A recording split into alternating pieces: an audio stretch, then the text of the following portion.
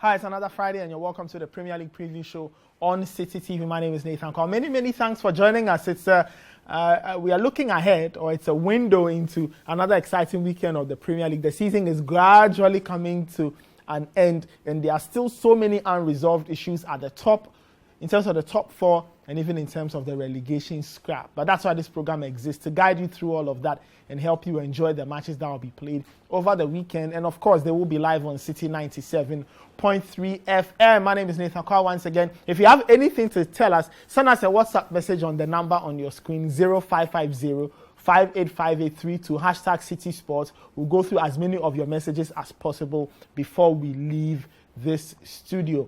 And remember that the program is proudly brought to you by Mozart Bet. Now visit their website, mozartbet.com.gh, for the best odds, the biggest payouts, and all the fun things. If you love to bet and all of that, Mozart Bet should be your friends. Visit their website, mozartbet.com.gh, for the best in terms of odds and all of that, all the things that are related to betting and all. I will be right back. Don't go anywhere. We'll take a very snappy break. When we come back, I'll introduce my guests and we start rolling. This is the Premier League preview show on Citi TV. We'll be right back. Do not go anywhere. Welcome back. This is the Premier League preview show on Citi TV. Let me introduce my guest. Susu Graham is here. Susu, how are you doing? Fine, thank you. All right. We'll get into some more chit-chat. Ahmed Edunasel should join us in a few minutes. Let's have a look at the fixtures first for another game week. It's a bit confusing because I don't know whether we are in game week 35 or 36 or 34 because the teams are still yet to play an even number of games. So let's say game week 35. Let's say game week 35. Some teams have played 36. Man United, for example, have played 36 games already. But let's have a look. It's a 2-day game week. Brentford and Southampton. Remember, all the games on Saturday start off at 2 p.m. in the afternoon. There's no early kickoff, but there's a very late one between Liverpool and Spurs on Saturday. So Brentford and Southampton, Burnley and Villa, Chelsea, Wolves, Palace, Watford, Brighton and Man United at the Amex, and Liverpool and Spurs at Anfield. Then that game will also have a bearing on the race for the number one spot, the title pursuit between Liverpool and Man City. And then on Sunday, you've got Arsenal, Leeds, Leicester, Everton. I remember a few weeks ago that these two teams played at Goodison Park and ended 1-1.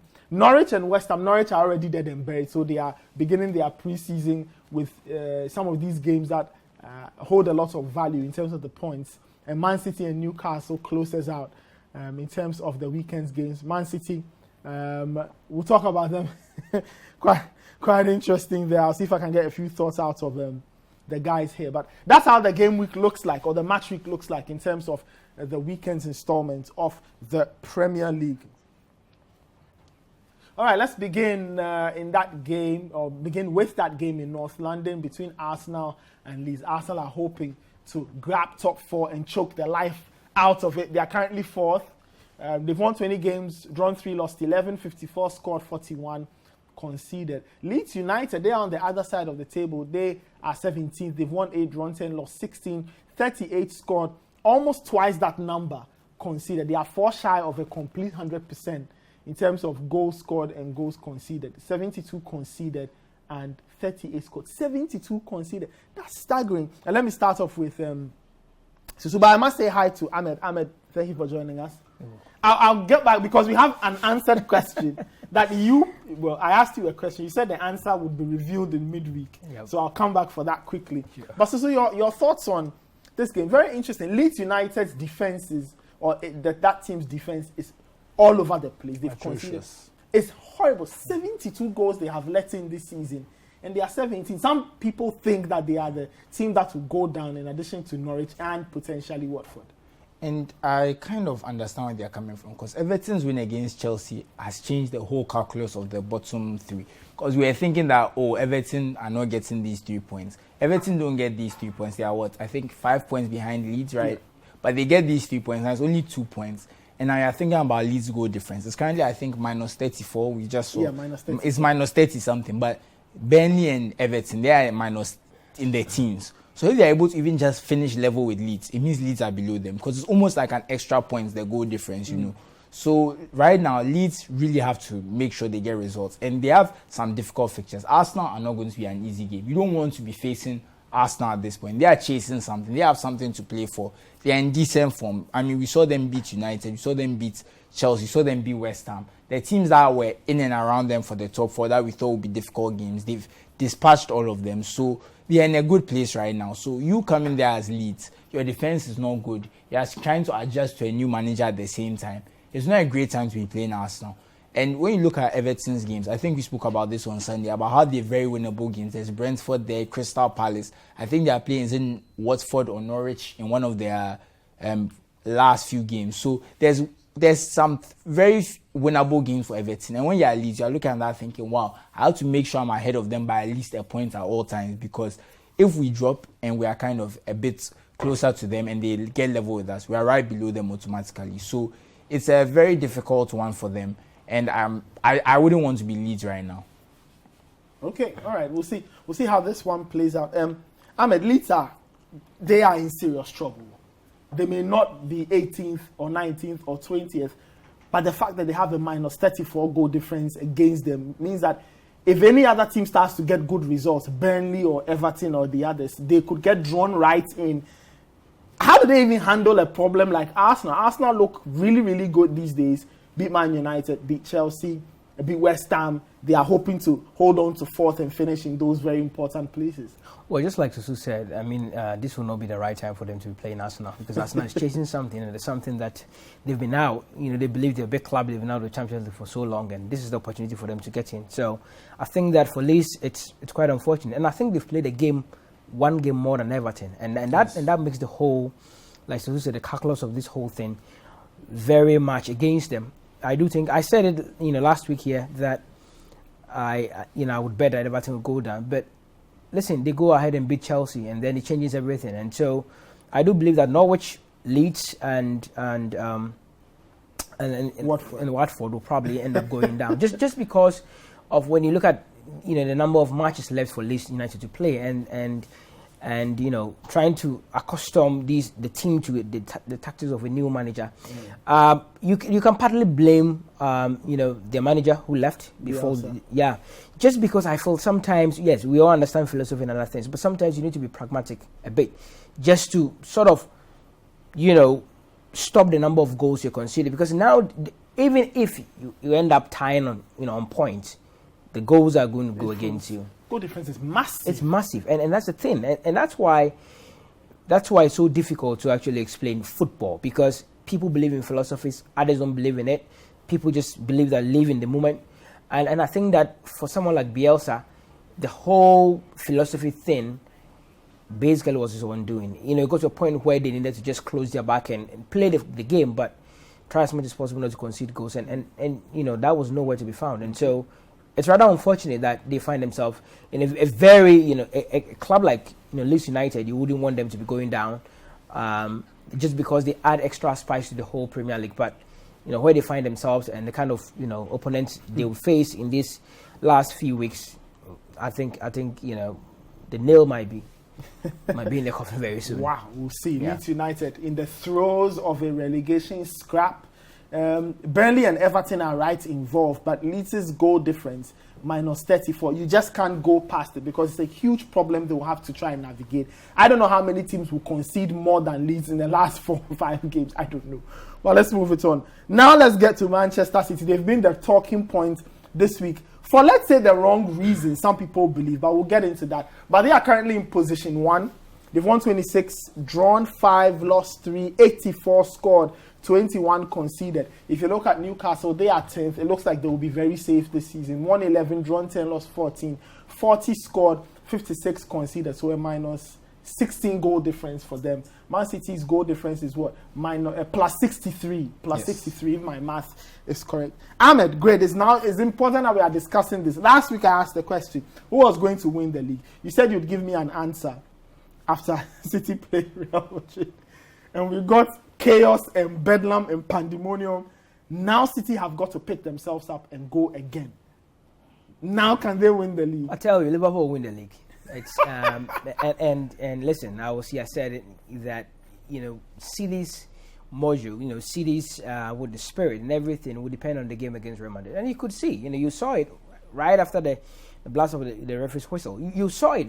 Their spirits were dumping. This is something they've been chasing for so long. But isn't it a very regular reaction when you lose in that manner? It will hurt. It will be for any other club, any other manager. But if you take a look at how much money, City have spent since Guardiola, came to the team. Just for our viewers, these are pictures of Man City, beating Leeds in the last league game they played. So it was after this game that they met Real Madrid in what has become a very important game in history. Yeah. So like I was saying, and listen, and it got people asking so many questions. The kind of substitutions that the manager made prior to this whole disaster, just right before the disaster, as I like to put it. But I do believe that something will be taken away from this Manchester City side. And I said, you have players like Fernandinho, who are obviously out of the club at the end of the season. You have the Kevin De Bruyne's, and all these guys are getting old every single season. And I think that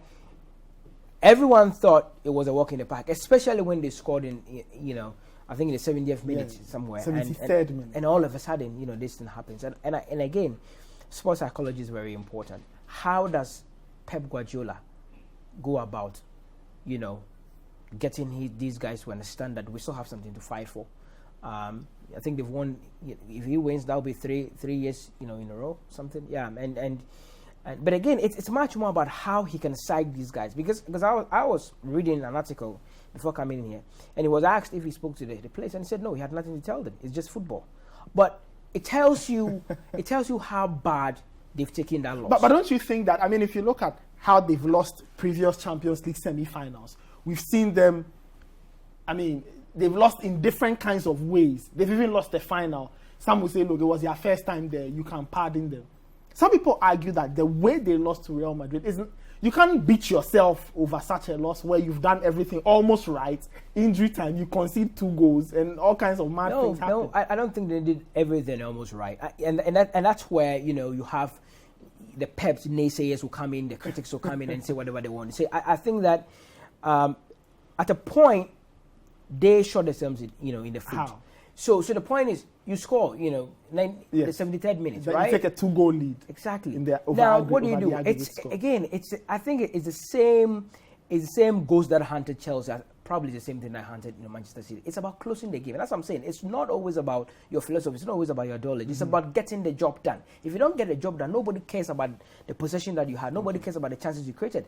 Listen, we must say that, okay, well, Real Madrid played well. Courtois was in best form because some of the saves that he made. But again, in the 73rd minute, you've scored.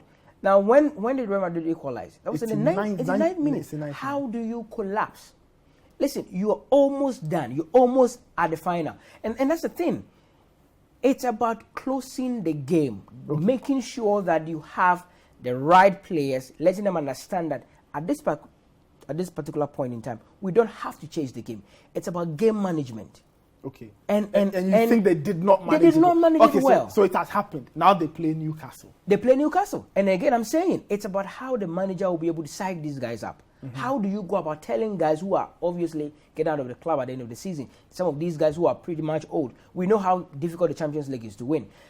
How many of these guys believe they can actually, come out next season, play as well they've played to get into that close to the final? So it all depends on Pep Guardiola. But I'm saying, and I believe that, listen, this will dampen their spirit. This will take something out of the Manchester City, side, and it will give Liverpool the edge, to the title.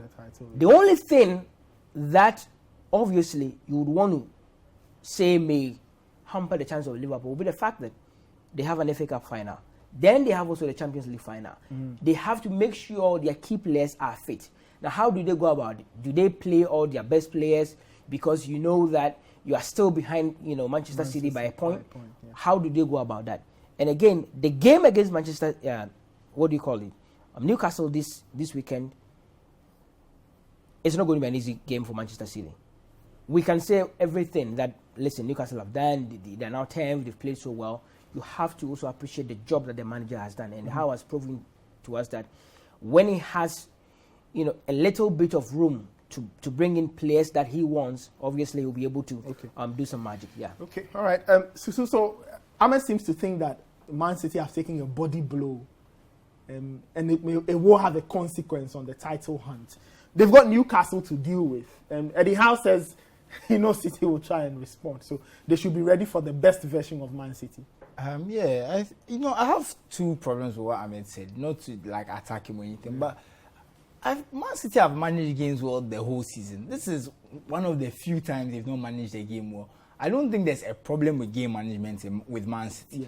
I think they just met a team that was a bit more motivated, a bit more experienced, and just had that quality in the right moments. I wouldn't say they managed the game badly. I know that there's a result-based, but you watch that game, like everyone said, they don't have a shot on target until the first goal, So it's not like Man City were kind of reeling. There was pressure on them. No, it was just one of those things that happened, and that's what makes football great.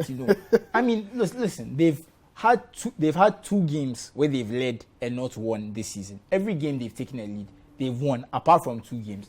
They're 2-2 against Liverpool in the league, and this Real Madrid time. So it shows that 99% of the time, if they score first and they take a lead, they are going to close out the game. So, and let's be honest, Real Madrid were level in that tie for the best part of, when it comes to normal time, the first 180 minutes. For the first 90 seconds and the last 3 minutes of added time. That's the only time in that tie they were level. Let's think about it. I wouldn't say Man City played a bad. And when the second goal came, it knocked the momentum out of themselves. They were winded. That one, he's right. And you can't do anything about the psychology of that. That's why Pep said it's football. Because what do you do after that? You've led the whole tie, basically. How often do you see teams lead basically a tie from second 90 to, and then they don't win a tie? Yeah. They were probably, they are what? I don't know even the word. They are frazzled. So, I mean, let's give them that. But there's been time. I think they will recover. And I'll be honest, I thought Liverpool win the league when the season started because of Mo Salah's form. I thought Mo Salah would carry them to the title. His form has dropped off, but the team has still kept pushing. But like I said, because of when you see Man City 99% of the time not dropping leads, I find it difficult to believe that they won't. And when I look at the fixture list, I don't see any game that sticks out to me that like this team is going to, put City under pressure. It's they have the type of games that if they don't score, they'll get a 0-0 draw.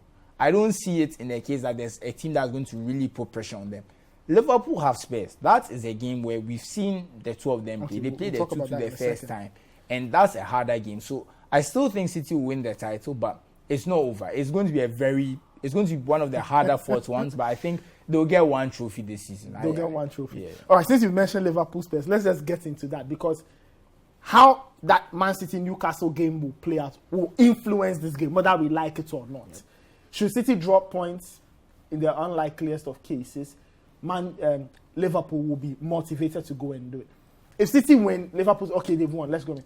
But they now play Spurs. Spurs are looking good. They've been winning. And then you have Liverpool, in terms of where they are. They are second. They've won 25. They've lost 7, lost 2. They've scored 86 goals. They've conceded 22. So essentially, they have a goal difference of plus 64. Yes, you won. Man City's goal difference is plus 63. So we have to think about that as well. Even the goals scored and considered are very similar. Very, very there's similar. Even a chance of a playoff. A playoff is very possible. If we are lucky, we get a nice 39 game. Spurs are 5th, 19 wins, 4 draws, 11 losses, 59 goals scored, 39 against. They are worlds away from what Liverpool have done and what Man City have done. The goal difference is plus 20. So let's look at this game in isolation, of course, not looking at the Man City one. But Liverpool themselves had a very eventful midweek in terms of the Champions League on Tuesday night. What kind of problems can Spurs potentially cause at Anfield when they go there? This is the perfect game for Antonio Conte, because we all know Liverpool play that high line. They like to squeeze the pitch up. And you know what's going to happen. Harry Kane is going to drop deep, and he's going to launch the ball, and Son is going to chase it. And if Konate, Van Dijk, Trent and co are not aware, they are caught offside, they are caught deep. It's Son one-on-one with Alisson, and Son has been one of the best finishers in the league. I mean, right now, he's second in goals. He's really kind of shot up. And even when you go and look at the XG, he's one of those players. He's not a type of guy who's here and his XG are level, he's below. No. Consistently, he's above. So he's the type of guy you don't want to be given chances. And this is the type of game he will get chances just because of the setup. So it's going to go two ways. Either Spurs won't be able to play at all because the press is going to suffocate them, or when they do escape the press, you're going to see Son, and maybe even you won't see Kulusevski starting the game. You see Lucas Moura, because maybe he's thinking, look, we need more pace. Because Kulusevski he's not as athletic, he's not as pacey, he's not going to get in behind. But this is the perfect game for Spurs in terms of that. Because a high line for Spurs, they are licking their lips. Harry Kane is going to drop deep and do pop, pop, pop. We are going to see the ball flying all over the place. So I'm really scared for Liverpool in this game. This is the one tough game they have in there. The rest of their games, I'm not concerned. But the fact that there's just that one game where you can drop points in a situation where you have to be perfect and hope someone else is not perfect, just it tilts the title chase in Man City's favor just because of that. Okay. But I still think Liverpool have a better team. Liverpool are still favourites for this game. They still have that quality. Spurs are still a work in progress under Antonio Conte. So the fight is hard. It's something we should be very wary of. I mean, we saw Liverpool in midweek and we saw the kind of goals they gave away in Spain. Should Antonio Conte look at that first half and think that this Liverpool team has holes they can exploit? Absolutely. Absolutely. And Susu talks about the fact that the he may bring in Lucas Moura, because you're always looking at the lateral defenders of Liverpool, always want to push him forward. And again, Trent, listen, everyone talks about how good he is, the cross and everything. But Trent has always been a suspect when it comes to defending. And a game of this nature, and looking at how Antonio Conte loves to play, gives you the ball. And, we saw what he did against Manchester City. Bring in, these guys who are very fast on the break, and then obviously, because the lateral defense obviously there's no way Liverpool is going to play where the lateral defense won't come forward. Okay. And Trent, is a modern day right back. He enjoys being forward much more than being at the back. And so, if I were him, obviously I would look at the Villarreal game plan, especially the first 45 minutes. And then try as much as possible to frustrate Liverpool and then hit them on the counter. It works. It has been working. It's a tried and tested formula. And there's no other manager to perfect this thing other than Antonio Conte. You want to talk about Jose Mourinho, but Antonio Conte is in there when it comes to soaking the pressure and hitting on the counter. But like Susu says, again, it's one of the tricky fixtures for Liverpool. Now, there's a lot of things that are going to come to play when it comes to Liverpool as a team. You obviously have your starters. They know they have 2 cup finals. Yeah. Everybody would want to be fit to play. Mm-hmm. How many of these tackles are they going to go in? How many of these 50-50 balls are they going to go for? All these things will play on the minds of the players. And so, again, just like Klopp has proven the entire season, he would have to count on his bench players in order to sort of bring him the glory that he wants. Because if I'm a starter, if I'm a guaranteed starter, obviously I want to play the finals. So I need to make sure that I'm fit and don't get myself involved in some form of tackles. And so when the going gets tough, I do believe that Liverpool would obviously have the opportunity to count on the guys on the bench. But it's not going to be an easy task. I think this is basically one... And Liverpool plays before, City, right? Yeah. That puts... I think City play first. No, Liverpool plays first. Yes. Liverpool plays play first on Saturday. Yes. Yeah. That's the late game on Saturday. Exactly. So very strange time, 6:45 time. Exactly, and that also will put a bit of pressure on them, because now you're playing before City. Okay. You know that when you have to win. Yeah. You have to win. You have to be perfect, and that you question so many things. Wow. How are these guys going to go about it? Because you need to make sure that you're not injured for them. Very interesting. So essentially, Klopp will have to make a decision on the kind of team he puts out. If he puts out a team that's too weak, they lose or they draw points, and that's it. The title is almost gone. If he plays a strong team and they are casualties, he has to think about an FA Cup. So it gives him. But the good thing that he has is the fact that he has a very good bench, and they've been near perfect when it comes to scouting. And so this is a team where Luis Diaz is on the bench at times. You have Firmino on the bench, and you have Keita coming in, showing us what he's made of and all that. So Jota, look, you have a centre back and centre forward in Jota who's always on the bench, and so that will be the advantage it has. But again, like I'm saying, the motivation will be towards the all important finals at the end of the season, and then how does he, handle these guys and let them understand that we still have this league, to go after. All right, we'll see how that one goes. Liverpool and Spurs at Anfield Saturday night under the lights. It should be fun. Spurs, in the past, they've pulled all kinds of interesting results at Anfield, and they've lost games as well. So we'll see how this new look Spurs under Antonio Conte will feature at Liverpool, who are hoping to do an unprecedented quadruple. Will it happen? We wait and see. But we'll take a quick break on the show. When we come back, I read some of your messages, and then we get into the other half of the show. We'll get into the debate. Today we're asking a question on goal scorers, and we're asking a few things about the current goal king hunt in the season, the 2021-2022 Premier League season, which is being played in England. We'll be right back. Don't go anywhere. This is the Premier League preview show on Citi TV. Welcome back. This is the Premier League preview show on Citi TV. Let me go through some of your messages that have come in. Very, very interesting things viewers are telling us. Fingers from Olebu says, I hope Arsenal win on Sunday and Chelsea loses to Wolves. Okay. Kwabena Siao from Instagram says, we'll continue with our winning streak by beating Leeds and close in on Chelsea. We'll see. Arsenal fans are delighted. They are playing some good football. It looks like fourth will be theirs, but they seem to have an eye on Chelsea in third place. We'll see. Very, very close race there between themselves and Tottenham Hotspur. All right, we'll come back to the games a little later, but let's move on to other things. Let's get into the debate. Welcome back. This is the debate on the Premier League preview show on Citi TV. Today we're asking a very interesting question. We're asking if Son Heung-min and Cristiano Ronaldo will be able to catch Mohamed Salah in the goal king race. So can Son and Ronaldo catch Mohamed Salah in the goal king race? That's what we are asking. So there you have the numbers. Mo Salah is on 22 league goals. Son on 19. Ronaldo on 18. Jota on 15. Mane on 14. So we're asking if player number 2, Son, and player number 3, Ronaldo, will be able to catch Mo Salah, who is on 22. Now, he hasn't scored in the league in a while. He struggled for goals. And so we are wondering if Son and Ronaldo can sneak up and do a number on Mo Salah, who is currently leading the scorers chart. Man United have got 2 games left in the season. 2 games, right? Spurs have got, 4 games, I believe? 3 games or 4 games? Yes. So Spurs have 4 games. Spurs have United 4 games. have 2. United have 2. Liverpool also have 4. Liverpool have 4. So Mo Salah has 4 games more. Son has 4 games. Ronaldo has 2. Unless Ronaldo scores 10 in each, or probably scores 10 across 2, it may come down to a straight fight, between Son and Salah. Of course, coverage probably brought to you by mozartbet.com.gh. Visit their website. They've got great stuff.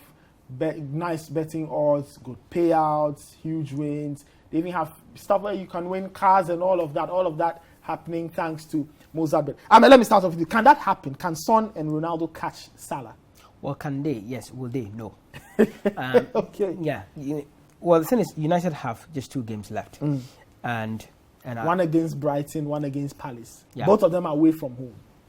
And that's we need to take a look at how many chances United create these days, the kind of games they play, and let us look at how compact the teams that they have left to play against. I mean, Brighton is a team that doesn't usually open up. I mean, they close their back and everything. And Crystal Palace have not been that terrible under Vieira. I think they've been good, they've been brilliant, and these teams will not be afraid of Manchester United just because they know that this Manchester United team is not that good enough. They are not the Liverpool or the Manchester City to pose them that much threat. And so I don't think that Ronaldo will be able to do it.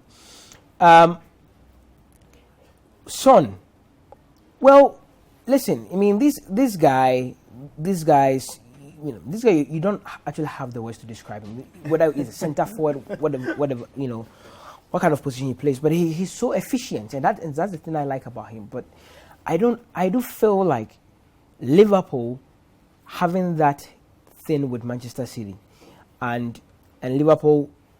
And none of these 2 teams have the luxury of any sort of bad games, and they need all their forwards to be firing on all cylinders. I think that would obviously push Salah to the finish line ahead of these 2. I mean, like I said, they can, but they wouldn't, just because Liverpool, the team creates so many chances for their forwards. We understand that Salah has not been scoring the past few weeks, but trust you me, he would see to the end of this. And I actually tip him to score this weekend. I do think that it is likely, but it will not be done. I think that Salah will take. Let me ask you this. Some people would argue that Klopp is not a manager to, set a team up to favour an individual. And where Liverpool are right now, they cannot risk their season because one person wants to be goal scorer. But don't you think that because they are so much more of a team, Salah may not be able to demand his teammates to help him win a goal clean chart, and now he may have to contribute and let other people score because he may not be scoring or he may not find himself in those opportunities. Don't you think that kind of situation opens the door for Son and potentially Ronaldo to now close up and well, it does open the door for Son, but like I'm saying, Ronaldo, I mean, United has only 2 games left, and I don't see him doing it. The question on Salah, there's been a lot of discussions, on Salah's apparent selfish nature. And like you're saying, Klopp is not the kind of manager that's obviously going to set up a team, say that, give this guy a goal just because they know where they are in the title race with Manchester City. But I do feel like he's not been able to score, but he's still been put through on goals. He's still been given decent chances. And strikers or forwards do go through that sort of bad patch, in the season. It happens everywhere. But I think that with what they have at stake and the way Liverpool plays, he would have enough chances to actually, come in and make up for some of the chances that he's missed. For Son, can he? Yes, he can. But he wouldn't do it.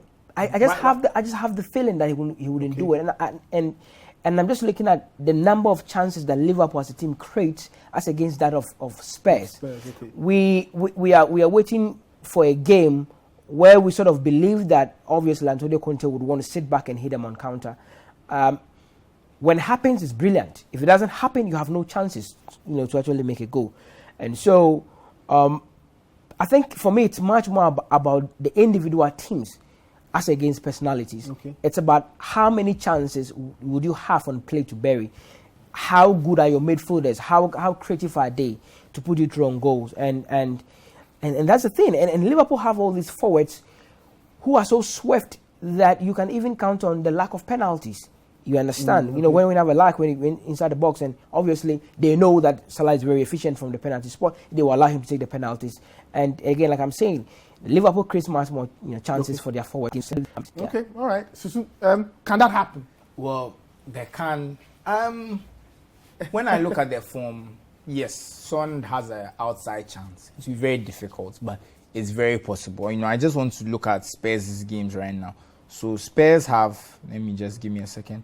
So they have Arsenal, Burnley, and Norwich. Okay. So they play Liverpool next. It's Liverpool, Arsenal, Burnley, and Norwich. And if the Burnley and Norwich games go very well for him, it could be a bumper harvest. Just looking at those, that's what gives me some hope that if those games go well, and especially Norwich on the last day, they're already relegated. They might feel like, okay, some of the guys in the squad haven't got much playing time, already last, nothing to play for. Give them a chance. And Spurs win 7-0 and Son scores 5. I'm just spitballing here, but there is a very real possibility. Considering Salah's form, they could put that same Norwich team in front of Salah. Mane will score 4, Diaz will score 2, he will score 1, and it's a penalty. That's the type of form he's in. He's really struggling. I have to say, I feel bad for Ronaldo in this debate because of, like you said, only 2 games left. Let's say there were 10 games left in the season. I have no doubt Ronaldo would have overtaken Son, because his form has just been picking up slowly. And the last month, it's been his best month since he rejoined United. Because you see right now, even when he's dropping deep and affecting the game, he's so much more sharp with his layoffs, his flicks, his touches, and that kind of stuff. Compare him to go and watch any random United game in November and see how he is when he drops deep. And watch any game last month. You can see there's a marked difference. You can see he's playing much better in those situations. So like I said, if it was 10 games, probably would have scored a goal or 2 goals. He would have picked up that kind of form we're used to seeing him at Man U and his first Man U stint and Real Madrid. He would have picked that kind of form up and probably overtaken Salah. Because Salah, I don't know, it's been like this. Because if you remember, when he went for the AFCON, he was probably on 18, 16 goals, something like that. A very high number. He's come back and he's just kind of, he's been very. And some of us in the FPL, our strategy was captain Salah and,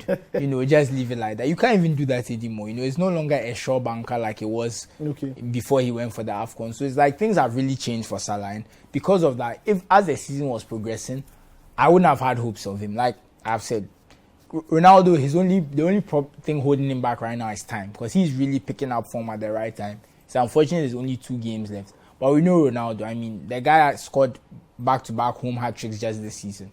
There's nothing saying he can't score back-to-back away hat-tricks this season too, So it's very possible he might score those goals. But Son looks the more likely, and I look at those Burnley and Norwich games as where he could really make the difference. But it will still be difficult. So again, 4 goals with 4 games but the way Salah is playing, I don't see him getting more than 2 goals.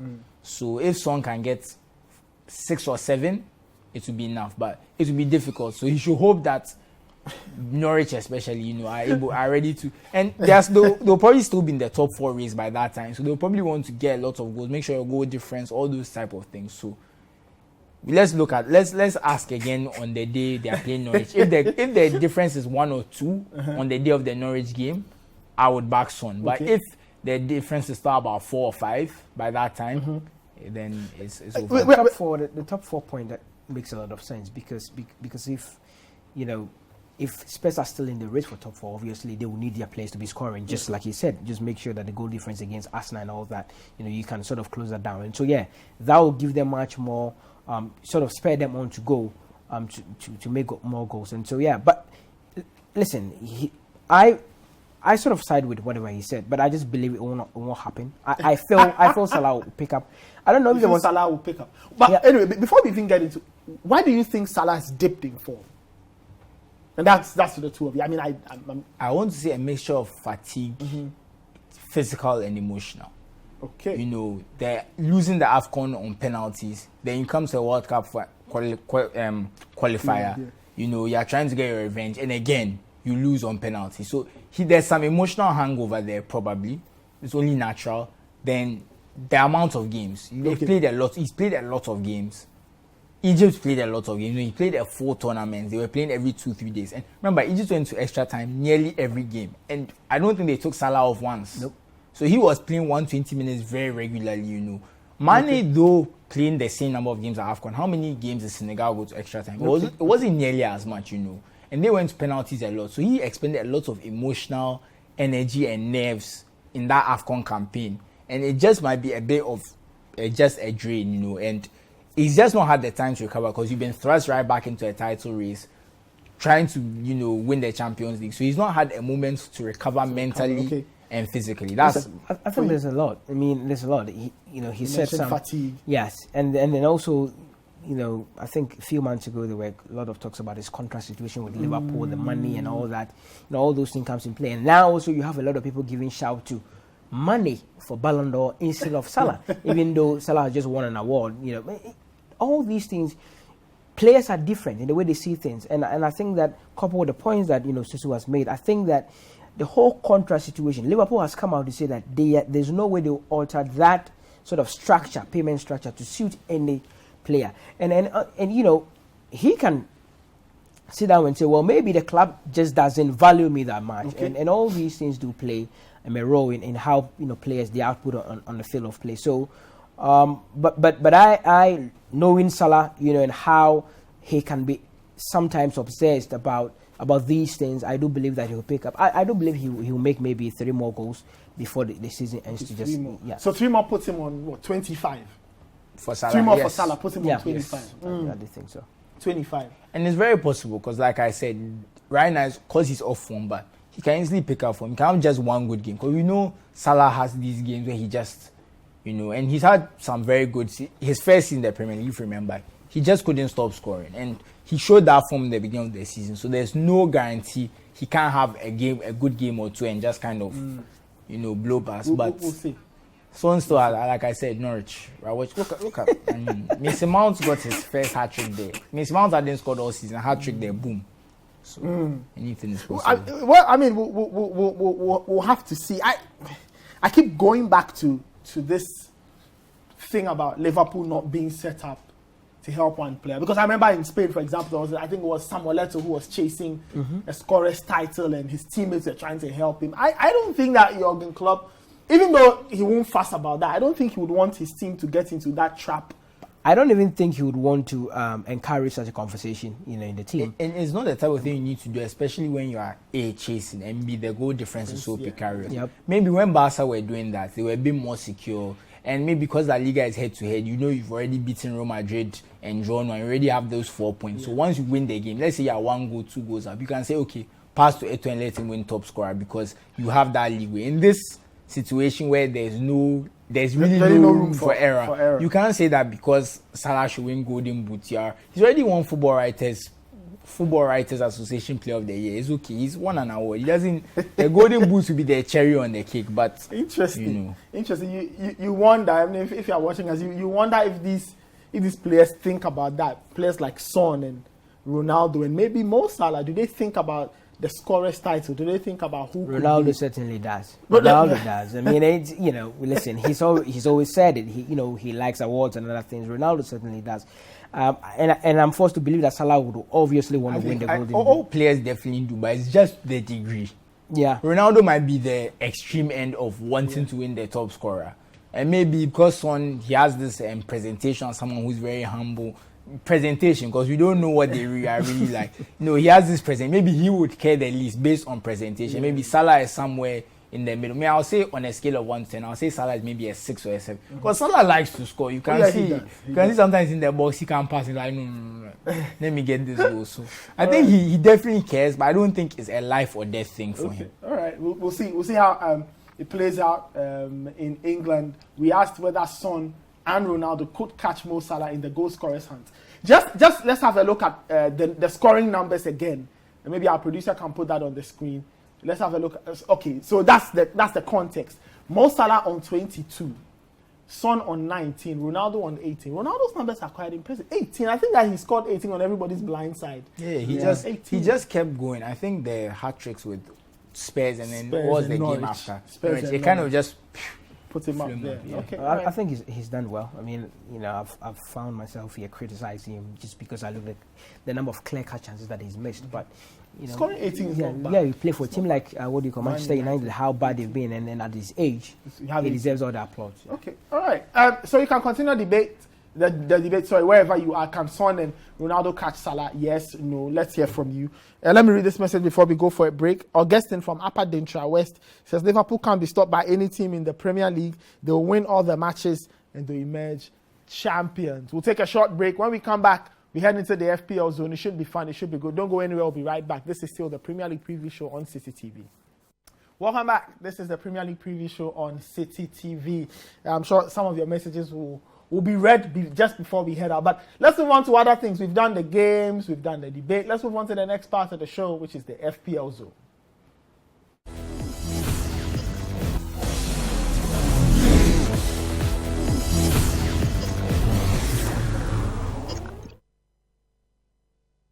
Welcome. This is another episode of the FPL Zone on the Premier League preview show. Last week, the Oracle was absent, but he's back. He's back in the flesh.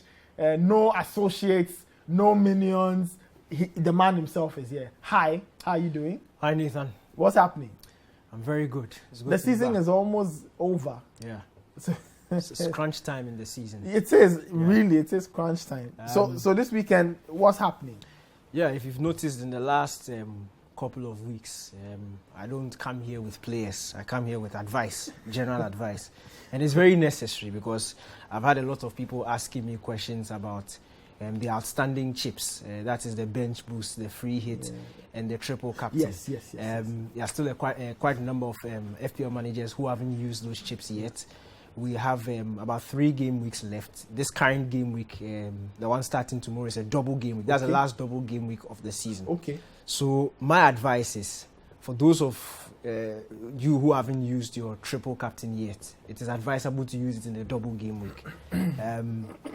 Liverpool have 2 games. Okay. A number of teams who are in good positions have a double game week. Tottenham have 2 games.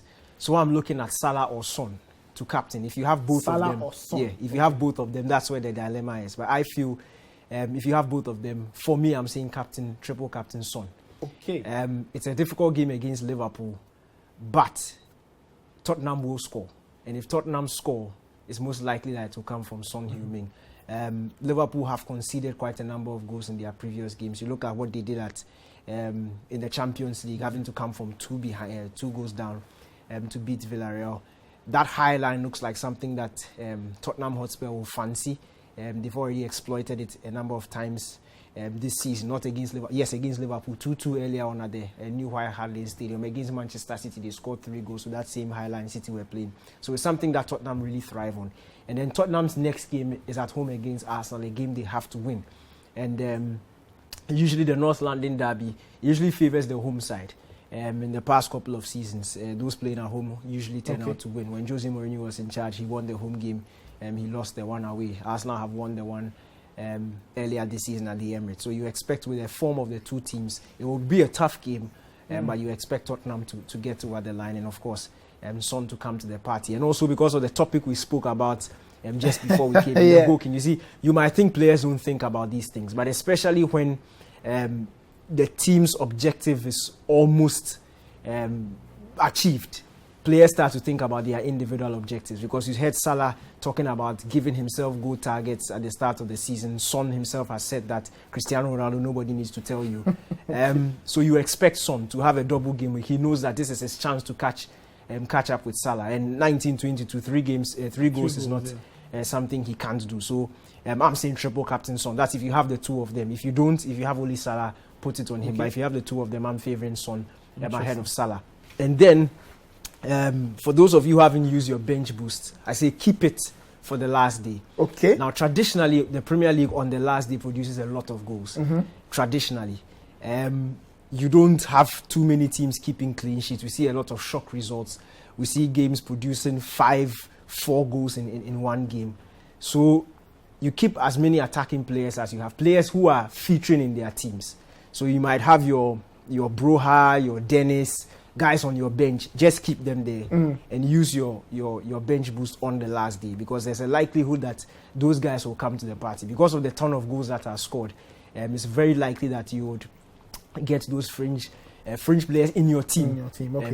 Getting a lot of points. And also, before that, if you have the opportunity, and I'm sure a number of managers have the opportunity to switch up your back line, that is, get as many goal-scoring defenders as possible. So the guys who have scored goals this season, the Roman Sais, the Rudigers, and the fullbacks in terms of the left back, right back, who are most likely to give assists, get them in. If you go for the more traditional centre-backs who are not known for scoring, you most likely incur a lot of hits on the last day, because teams will concede. You can trust me. It's a record that keeps on happening every last day. So we've even seen players clinch the goal king on the last day. We saw Aubameyang do it a couple of seasons ago. We saw Sadio Mane also equaling it a couple of seasons ago. That happens a lot. So teams concede, teams score a lot on the last day. So use your bench boost on the last day, and between this game week, the next 3 game weeks, try and change and shuffle out your back line and get as many goal scoring and assist making defenders as possible to help you. What about the free hits? Because I think that people kind of miss the trick when those FA Cup games will happen. Now, there's only one FA Cup game. Yeah, and for the free hit, I also say go for it this current game week, because it's a double game week. The only unfortunate thing is that you can't use two chips at once. Yes. So, and I doubt managers still have all 3 chips. If you have your free hit, I think you should use it this game week. If you have your free hit and your triple captain, I'll say use your triple captain this game week, and then use the free hit on the last day, and get as many. In fact, this is the best advice. If you have triple captain and the free hit, use the free hit this game week in the triple captain in the double game week that is coming up. So use the triple captain in the double game. Week. Then save the free hit for the last day. Okay. And in that, you don't need to get the cheapest guys on your bench and invest money in Salah, Son, Ronaldo on the last day. Okay. And then captain one of them. I can bet you, if you are second or you are third, it could propel you to first. I'm telling you. Interesting stuff there. Thank you very much, the Oracle. Just before we leave, let's have a look at the fixtures once again before we head out. Okay, let's just have a look at the fixtures if possible. Okay, if not, of all the games this weekend, which one stands out for you, and maybe would you want to give us a prediction? The most standout fixture is the Liverpool Spurs. I just have this feeling that Tottenham may get something out of it. Okay. I had the same feeling when Tottenham were traveling to the Etihad. I just felt that they will, because if you look at the scenario, this is a do or die game. If they lose in this game, the North London derby against Arsenal may mean nothing. Okay. Because if Arsenal win against Leeds, which is most likely, then it will be done and dusted. So Tottenham need to get something out of this, and I'm very sure at least a draw they will be able to get a draw in that game at Anfield. Okay, let's have a look at the fixtures now, and then we'll wrap it up. There you have it. Brentford, Southampton, Burnley, Villa, Chelsea, Wolves, Palace, Watford, Brighton, Man United, Liverpool, Spurs. That's a game Daniel has flagged. Arsenal, Leeds, Leicester, Everton, Norwich, West Ham, and Man City and Newcastle. Do you think Man City can get the madness of Wednesday out of their system? Yes, they will beat Newcastle, but I feel their subsequent games against Wolves and West Ham will be, those are both away games. They'll be problematic. They'll be problematic. It's very difficult to overcome something like this. It's You think that in the end they will succumb the title? I honestly feel. I honestly feel so. Okay, all right, we'll see. But that's our Premier League preview show for today. Many thanks for watching. My name is Nathan Kwao. You had the Oracle. Earlier you heard from Ahmed Edunasser and Susu Graham. The games are live on Citi 97.3 FM. So tune in over the weekend to enjoy the best of live commentary over the weekends, and of course on weekdays when the games are live as well. We'll catch you next Friday. Have a great weekend. Take care and have fun.